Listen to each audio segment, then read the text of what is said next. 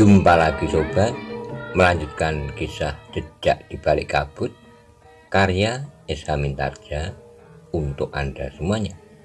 Selamat menikmati, salam sejahtera dan bahagia untuk Anda sekeluarga. Salam budaya.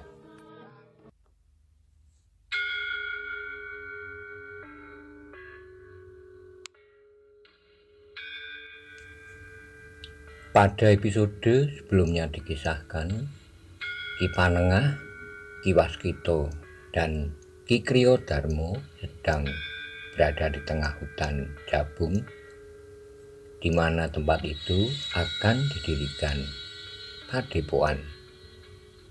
Tapi menurut Ki Kriyodarmo, jika hanya mengandalkan tenaga para cantrik, padepokan itu akan selesai dalam waktu bertahun-tahun.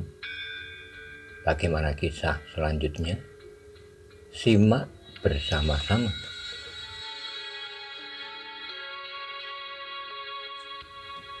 Mereka memasuki hutan itu sampai beberapa puluh patok untuk melihat-lihat keadaannya. Di sana sini tumbuh pohon-pohon raksasa yang harus ditebang. Sementara itu, hutan itu pun pepat dengan pepohonan yang lebih kecil, serta pohon-pohon perdu. Dahan-dahan kering yang patah terbujur lintang. Bagian sudah menjadi lapuk, diselimuti oleh gerumbul-gerumbul liar yang berduri. Sulur pepohonan terjurai bergayutan dan saling membelit dengan pepohonan yang merambat, merajut pohon yang satu dengan pohon yang lain. Medan yang sangat berat, berkata Ki Panengah. Aku memang harus menyesuaikan keinginan dengan kenyataan ini. Beberapa saat mereka melihat-lihat keadaan, tiba-tiba mereka terkejut mendengar kuda-kuda mereka meringkik. Agaknya kuda-kuda itu melihat sesuatu yang membuat mereka ketakutan. Karena itu, ketiga orang itu pun segera berlompatan menerobos lebatnya hutan untuk melihat apa yang terjadi dengan kuda-kuda mereka. Namun demikian, mereka muncul dari sela-sela pepohonan yang rapat. Mereka melihat kuda-kuda mereka yang tertambat di antara pepohonan yang sudah menjadi jarang, yang tumbuh di padang perdu di pinggir hutan. Sudah menjadi tenang. Beberapa orang berdiri di dekat kuda-kuda mereka berempat.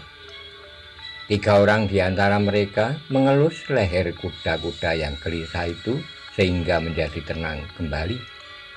Agaknya mereka adalah orang-orang yang mengenal kuda dengan baik, sehingga mereka dengan cepat menguasai kuda-kuda yang terkejut itu. Selamat siang Kisanak, berkata salah seorang dari mereka. Ki Panengah, Ki Waskito, dan Ki Kriyodarmo memandang mereka satu demi satu. Mereka melihat 7 orang yang seakan-akan memang menunggu ketiga orang yang keluar dari hutan itu. Selamat siang, jawab Ki Panengah meskipun agak ragu. Kami lewat di padang perdu ini, berkata orang itu. Kami memang agak keheranan melihat 3 ekor kuda yang tertambat di sini. Karena itu kami sepakat untuk memanggil kalian dengan mengejutkan kuda-kuda kalian. Untuk apa kalian manggil kami? Bertanya Ki Panengah. Kami hanya ingin tahu apakah yang kalian lakukan di sini. Hutan ini adalah hutan yang sangat lebat, yang jarang didatangi orang. Tapi kalian bertiga memerlukan untuk menembus memasuki hutan ini. Tidak apa-apa di sana. Hanya terdorong oleh keinginan untuk mengetahui apakah isi hutan ini. Orang-orang itu tertawa. Seorang yang bertubuh agak gemuk berkata, kalian jangan berolok-olok. Kenapa berolok-olok? Aku berkata sebenarnya. Baiklah, berkata orang yang rambutnya sudah mulai ditumbuhi uban yang selembar-selembar mencuat dari balik ikat kepalanya. Jika kau tidak mau mengatakan keperluanmu, kami tidak akan memaksa. Tetapi kuda-kuda kalian ini sangat menarik. Kami masih kekurangan kuda di perguruan kami. Karena itu, maka kami ingin membeli 3 ekor kuda kalian ini. Ki Panengah mengerutkan dahinya, namun sebelum ia menjawab, Ki Waskita telah menjawabnya. Berapa kalian akan membeli kuda-kuda kami? Orang yang berambut sudah mulai ubanan itu mengerutkan dahinya. Namun kemudian ia pun tertawa, katanya, berapa kalian memberi harga? Semula kami tidak berniat menjualnya di sana. Tapi jika kalian bersedia memberikan harga yang tinggi, maka kami akan memikirkannya. Orang yang berambut mulai ubanan itu justru termangu-mangu.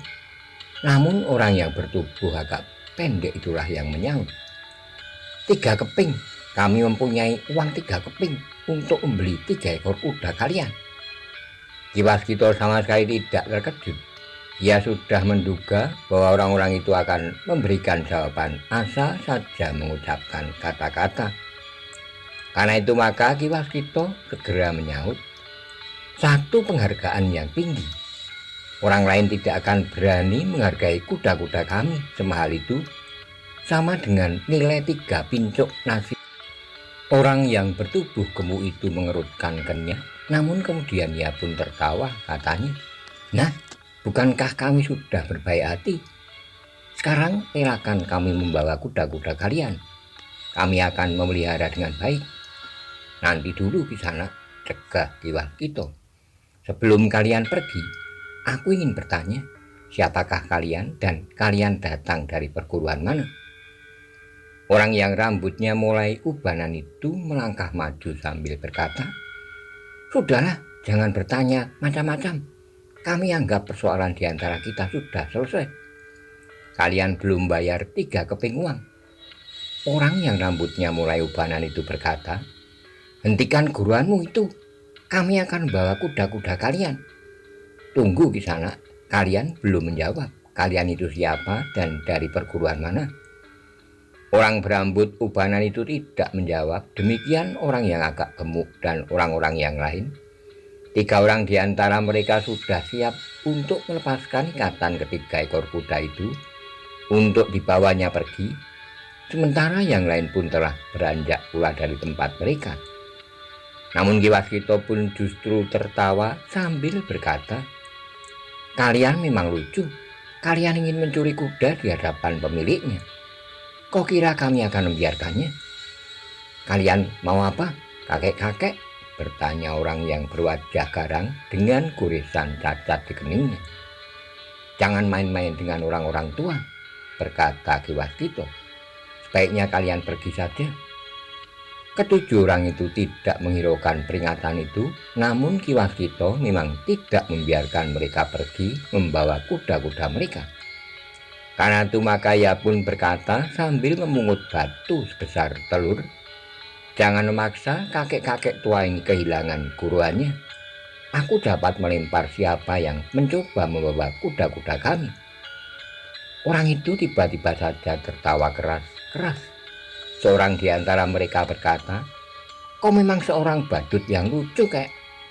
Tetapi belum lagi mulutnya terkatup, orang itu terpelanting jatuh. Kemudian orang itu menggeliat kesakitan sambil merintih. Tangan kirinya memegangi bahu kanannya yang dicekam kesakitan. 6 orang kawannya terkejut. Mereka tidak tahu apa yang terjadi. Yang mereka tahu tiba-tiba saja kawannya merintih kesakitan. Kau melemparnya dengan batu? Bertanya orang yang mulai ubanan. Ya, jawab Ki Waskita sambil memungut lagi sebutir batu sebesar telur. Ke-6 orang itu tiba-tiba saja telah memencar. Namun di luar perhitungan mereka, seorang lagi telah terdorong beberapa langkah surut. Kemudian jatuh terguling di tanah sambil berteriak kesakitan. Orang itu pun menungging sambil memegangi perut. Sementara itu, Ki Waskita telah memungut lagi sebutir batu. Giliran siapa yang akan aku lempar dengan batu ini? Bertanya Ki Waskita. Jika aku kehilangan kesabaran, aku tidak akan melempar batu atau perut kalian, tetapi dahi kalian sehingga kepala kalian akan pecah. Orang-orang itu pun termangu-mangu sejenak. Yang sudah mencoba untuk melepaskan tambatan kuda itu pun telah mengurungkannya dan bergeser surut. bahkan berdiri di belakang sebatang pohon untuk berlindung. Bawa kawan-kawanmu pergi, tetapi sebut perguruanmu. Jika kalian keberatan, maka aku akan membunuh kalian. Orang-orang itu masih berdiri tegak mematung. Cepat, sebut perguruan kalian atau nama pemimpin-pemimpin kalian. Orang-orang itu masih berdiri, namun mereka pun terkejut ketika mereka mendengar derak dahan pohon yang berdiri tidak jauh dari tempat mereka berdiri itu patah dan jatuh selangkah dari orang yang agak gemuk itu. Ranting dan daun-daunnya telah menimpa seorang yang lain, sehingga terhuyung-huyung dengan cepat ia pun melompat menjauh. Jika kalian tidak menjawab, maka batu berikutnya akan menyambar kepala salah seorang dari kalian. Orang yang rambutnya sudah mulai ubanan itu pun akhirnya berkata, kami adalah murid-murid dari perguruan Gua Lampir. Tetapi Ki Waskita dan Ki Panengah itu pun tertawa. Ki Panengahlah yang menyaut, apakah kalian termasuk laki-laki yang hidup di kerangkeng-kerangkeng di Gua Lampir? Orang yang rambutnya ubanan itu mengerutkan dahinya, sementara Ki Panengah pun berkata, kami tahu bahwa kalian masih saja bersaing untuk memburu cincin itu. Itulah sebabnya maka sekarang kalian berkeliaran sekitar Padang. Karena agaknya kalian sudah mendengar bahwa Pangeran Benowo kembali ke istana. Tetapi kalian jangan menyebut perguruan Gua Lampir. Orang yang rambutnya sudah mulai ubanan itu menjadi berdebar-debar. Ternyata orang-orang tua itu adalah orang-orang yang berilmu tinggi, yang belum mereka kenal. Mungkin mereka juga orang-orang yang sedang memburu Pangeran Benowo. Karena itu maka orang yang rambutnya mulai ubanan itu katanya, apa yang sebenarnya kau ketahui tentang Pangeran Benowo dan cincin itu? Apakah kalian berada di tempat ini juga karena kalian sedang memburu Pangeran Benowo? Ya, jawab Ki Panengah. Tetapi kami tidak mau disaingi. Karena itu kalian harus enyah dari tempat ini, serta jangan berkeliaran lagi di sekitar Padang. Tapi kalian belum menjawab, kalian datang dari perguruan mana? Orang itu akhirnya menjawab, kami adalah orang-orang dari perguruan Tegal Arang. Ki Panengah tersenyum, katanya, kenapa kalian tidak menyebutnya sejak semula? Benarnya lah kami sudah mengetahui bahwa kalian adalah orang-orang Tegal Arang. Tapi kami ingin tahu apakah kalian termasuk orang-orang yang jantan, yang berani menengadahkan dadanya menghadapi apapun juga. Tapi ternyata kalian adalah pengecut yang ingin menyembunyikan kenyataan tentang diri kalian sendiri. Tidak seorang pun yang menjawab. Sementara itu Ki Panengah berkata, pergilah bawa kawan-kawanmu yang kesakitan itu. Tetapi ingat, jangan ganggu kami lagi. Kami tidak akan mengganggu kalian lagi. Tapi aku tidak tahu apakah guru juga berpendirian begitu, desis orang yang berkumis tebal. Kau masih juga berani mengancam? Berteriak Ki Waskita sambil melangkah maju. Orang itu bergeser surut, tetapi ia tidak menyaut. Pergilah, ulang Ki Panengah. Ceritakan semuanya yang kau alami kepada gurumu. Jika ia mempunyai keberanian, biarlah ia datang bersama para putut, Manguyu dan Jejanggan serta semua cantriknya. Kami tidak akan tergetar sama sekali. Orang-orang itu tidak menjawab, tapi mereka mulai menolong kawan-kawannya yang kesakitan. Mereka tidak apa-apa, berkata Ki Panengah. Jika saja mereka tidak cengeng, mereka akan dapat berjalan sendiri seperti saat mereka datang. Jangan mencoba meminjam kudaku untuk membawa mereka. Orang-orang itu masih tetap terdiam diri. Namun sejenak kemudian orang-orang itu mulai beringsut meninggalkan Ki Panengah, Ki Waskita dan Ki Kriyodarmo. Tapi beberapa langkah kemudian orang yang rambutnya mulai beruban itu pun berhenti. Kemudian memutar badannya sambil bertanya, apakah kalian bersedia menyebut nama dan gelar kalian serta perguruan kalian? Itu tidak penting, jawab Ki Panengah. Gurumu tentu belum mengenal kami. Orang itu tidak mendesak lagi. Ia pun kemudian berbalik pulang dan meneruskan langkahnya meninggalkan ketiga orang tua yang berdiri termangu-mangu di tepi hutan itu. Sambil berdesah, Ki Panengah pun berdesis. Mereka masih belum menghentikan usaha mereka untuk memburu Pangeran Benowo. Jika kita membuka hutan ini, kita memang harus berhati-hati. Mereka akan dapat bekerja bersama, meskipun kemudian orang-orang dari berbagai perguruan itu akan dapat bertempur dan saling membunuh. Demikianlah, maka ketiga orang itu pun kemudian meninggalkan hutan Jabung dan kembali ke kota raja. Mereka sudah mendapatkan gambaran tentang hutan yang akan mereka buka. Tetapi mereka juga sudah mendapat gambaran bahwa orang-orang yang menginginkan cincin itu telah memburu Pangeran Benowo sampai ke Padang. Bahkan mereka tentu tidak akan segan-segan mengirimkan orangnya untuk mencari Pangeran Benowo di dalam lingkungan dinding kota raja, dengan segala kemungkinan yang dapat terjadi atas mereka. Hal ini harus kita sampaikan kepada Ki Gede Pemanahan untuk mengamankan Pangeran Benowo. Jika perlu, Pangeran Benowo tidak usah terlibat dalam pembukaan hutan itu, gumam Ki Panengah. Tetapi Pangeran Benowo sendiri tentu bersikap, sahut Ki Waskita. Ki Panengah menarik napas dalam-dalam. Pangeran Benowo memang bukan benda mati yang dapat mereka letakkan di mana saja menurut keinginan mereka. Tapi Pangeran Benowo justru mempunyai kemauan yang kadang-kadang justru sulit dimengerti. Kita akan menghadapi Gede, desis Ki Panengah, tentu bersama dengan Ki Kriyodarmo. Apakah aku juga penting untuk ikut menghadap? Ki Kriyodarmo dan Ki Waskita memberikan uraian tentang pembangunan padepokan setelah hutan itu dibuka. Terserah saja kepada kalian, berkata Ki Kriyodarmo.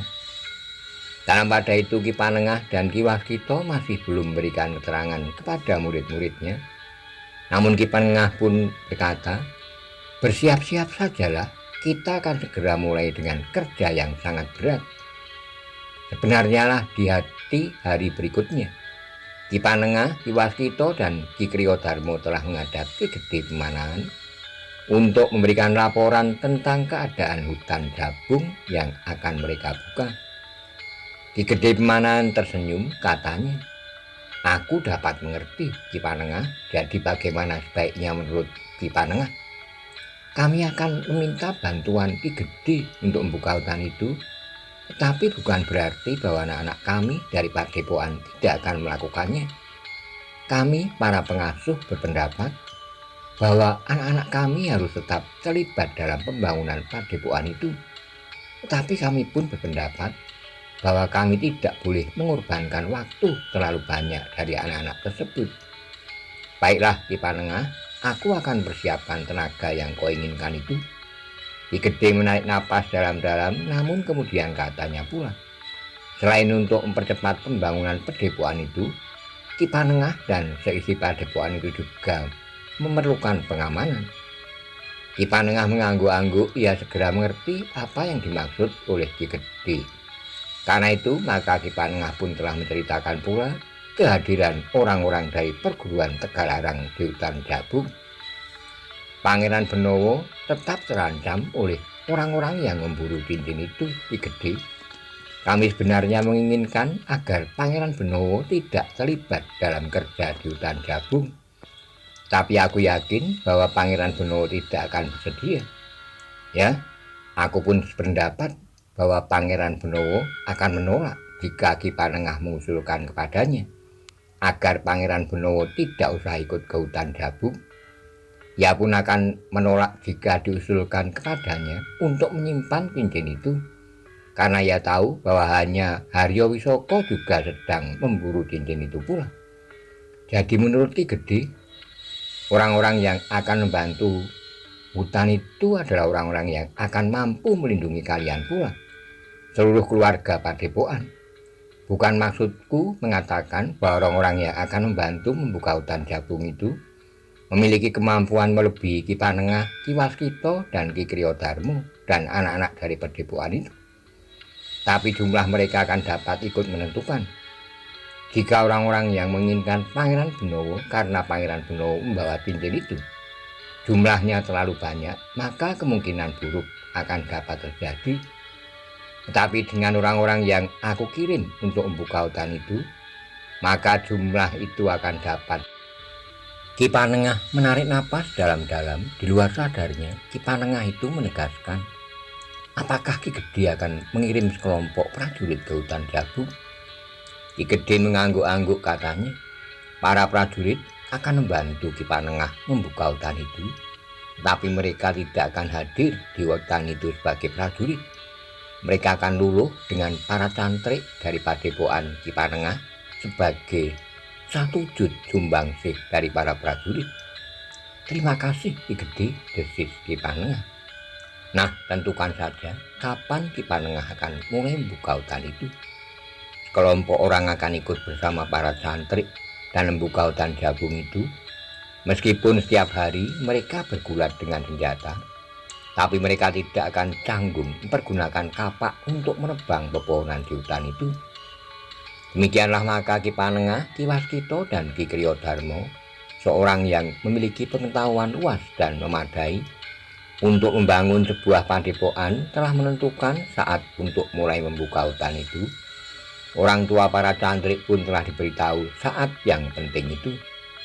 Di awal bulan depan kami akan mulai dengan membuka hutan itu. Pada saat bulan mulai nampak di langit, maka di hari berikutnya pohon yang pertama akan ditebang. Orang tua dari para cantrik itu menjadi berdebar-debar. Anak-anak mereka akan terlibat dalam satu kerja yang besar. Dalam pada itu Ki Tumenggung Sarpo Biwodo bertanya, apakah para cantrik akan mundar-mandir tiap hari dari padepokan ini ke hutan Jabung? Bagaimana cara yang terbaik menurut Ki Tumenggung? Bertanya Ki Panengah. Sebaiknya para cantrik membangun perkemahan yang dapat menampung mereka di pinggir hutan Jabung. Waktu mereka tidak akan mereka habiskan untuk ilir mudik dari padepokan ini ke hutan Jabung. Satu pemikiran yang baik, kami akan mempertimbangkan Ki Tumenggung. Padepokan ini memerlukan waktu 2-3 pekan untuk membangun perkemahan serta mengangkut persediaan bahan makanan, membuat sumur dan memagari lingkungan yang dipergunakan itu. Kita memang akan kehilangan waktu, tetapi setelah itu, maka para cantrik tidak perlu lagi hilir mudik dari padepokan ini ke hutan Jabung. Sementara itu, waktu-waktu yang luang akan tetap dapat dipergunakan untuk meningkatkan ilmu yang disadap perguruan ini. Gagasan yang bagus sekali Ki Tumenggung. Agaknya kami akan dapat mengeterapkan gagasan ini pada para cantrik. Kerja ini adalah kerja yang besar Ki Panengah. Hitungan waktunya adalah hitungan tahun, bukan hari, pekan, atau bulan sekalipun. Terima kasih atas kesediaan Ki Tumenggung ikut memikirkan pertumbuhan padepokan ini. Bukankah anakku ada di padepokan ini? Benarnya lah bahwa gagasan itu memang sudah direncanakan oleh Ki Kriyodarmo, tapi bahwa Ki Tumenggung telah menyampaikan gagasan itu justru menjadi perhatian Ki Panengah dan Ki Waskita. Bukan tentang gagasan itu sendiri, karena gagasan itu bukan hal yang baru, tetapi mengapa gagasan itu disampaikan. Setiap kali Ki Panengah dan Ki Waskita membicarakan Ki Tumenggung Sarpo Biwodo, mereka selalu tersenyum masam. Ki Waskita pun berdesis, kenapa kita terlalu curiga kepadanya? Kecurigaan kita kepadanya sama seperti kecurigaan kita kepada Haryo Wisoko. Kasihan Paksi, desis Ki Panengah. Dalam pada itu maka persiapan-persiapan telah dilakukan. Peralatan yang akan dibawa, persediaan bahan pangan, serta kebutuhan-kebutuhan yang lain. Namun Ki Panengah berkata, jarak hutan Jabung tidak terlalu jauh. Jika ada kekurangan, kita akan segera dapat mengambilnya di padepokan ini. Dalam pada itu di tempat lain, sekelompok prajurit pun telah mempersiapkan diri pula. Mereka juga mempersiapkan alat-alat untuk membuka hutan, kapak, parang, tali temali, dan sebagainya. Sedangkan sekelompok yang lain juga sudah mempersiapkan alat-alat pertukangan untuk membuat barak-barak darurat serta para pelindungnya. sedangkan sekelompok kecil bertugas untuk merintis jalan yang lebih lebar menuju ke hutan Jabung. Kerja yang memakan waktu bertahun-tahun jika hanya dikerjakan oleh 15 orang cantrik saja. Ketika datang waktunya untuk mulai bekerja, maka Ki Gede Pemanan pun telah mengatur para prajurit untuk berangkat berurutan. Sekelompok prajurit yang mendapat tugas merintis jalan telah berangkat lebih dahulu. Mereka membuat jalan setapak ke hutan Jabung menjadi jalan yang memungkinkan untuk dilewati pedati yang akan membawa alat-alat dan pangan ke padang perdu di luar hutan Jabung. Sementara para cantrik yang lain telah dipersiapkan harus membangun perkemahan yang akan mereka pergunakan, dibantu oleh beberapa orang prajurit yang memiliki keterampilan pertukangan, dipimpin langsung oleh Ki Kriyodarmo. Namun dalam pada itu, para prajurit yang ditugaskan untuk membantu pembangunan padepokan itu telah menanggalkan ciri-ciri keprajuritan mereka. Dalam pada itu Ki Panengah dan Ki Waskita menyadari sepenuhnya bahwa bantuan yang diberikan oleh Ki Gede Pemanan bukannya sekedar bantuan tenaga, tetapi juga biaya yang besar, karena para prajurit itu masih tetap harus menerima gaji mereka sebagai prajurit dan sedikit tambahan bagi setiap orang karena mereka terlibat dalam kerja yang berat. Tetapi yang dilakukan oleh Ki Gede Pemanan itu telah disetujui oleh Kanjeng Sultan, karena setiap persoalan yang menyangkut padepokan itu selalu disampaikannya kepada Kanjeng Sultan. Di hari-hari berikutnya, maka kerja membuka hutan Jabung itu menjadi semakin riuh. Para cantrik dari padepokan yang dipimpin oleh Ki Panengah dan Ki Waskita, serta para prajurit yang oleh Ki Gede Pemanan diperbantukan kepada padepokan itu, telah bekerja keras untuk membangun sebuah padepokan. Seperti yang direncanakan, telah dibangun sebuah perkemahan sementara yang terdiri dari beberapa barak memanjang di padang perdu yang telah dibabat. Kerja itu benar-benar kerja yang besar. Ki Panengah harus mengakui bahwa kerja itu tidak dapat dilakukan oleh para cantrik sendiri. Jika hal itu dilakukan, maka seperti kata Ki Kriyodarmo, kerja itu baru akan selesai setelah para cantrik menjadi tua, sementara mereka tidak sempat menyadap ilmu bagaimana yang mereka cita-citakan. Namun para cantrik dari padepokan yang dipimpin oleh Ki Panengah itu sepenuhnya terlibat dalam pembangunan, sehingga merasakan ikut bertanggung jawab terhadap padepokan yang telah mereka bangun. Pangeran Benowo dan Raden Sutawijaya juga terlibat dalam kerja sebagaimana para cantrik yang lain. Ketika Ki Panengah dan Ki Waskita mencoba menghubungi mereka dan mintakan mereka tidak usah ikut dalam kesibukan pembangunan itu, maka sambil tertawa Pangeran Benowo berkata, "Apa pula keberatannya?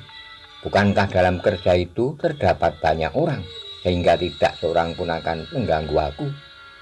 Ki Panengah dan Ki Waskita tidak dapat memaksa Pangeran Benowo dan Raden Sutawijaya untuk tidak melibatkan diri, tetapi Ki Panengah dan Ki Waskita memang mencemaskan mereka.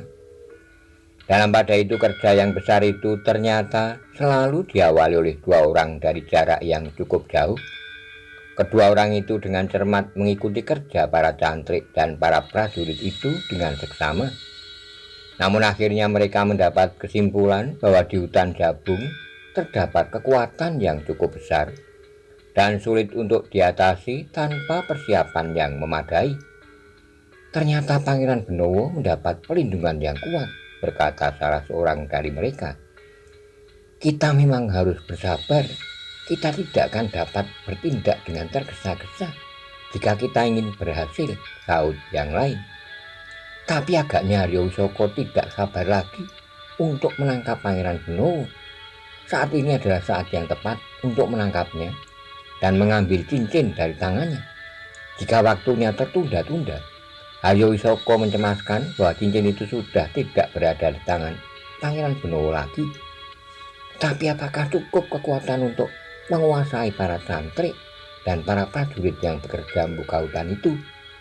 Kawannya mengangguk-angguk, katanya, "Di dalamnya dapat pula orang-orang berilmu tinggi seperti Ki Panengah, orang yang brewok itu Pangeran Benowo sendiri dan Raden Sutawijaya.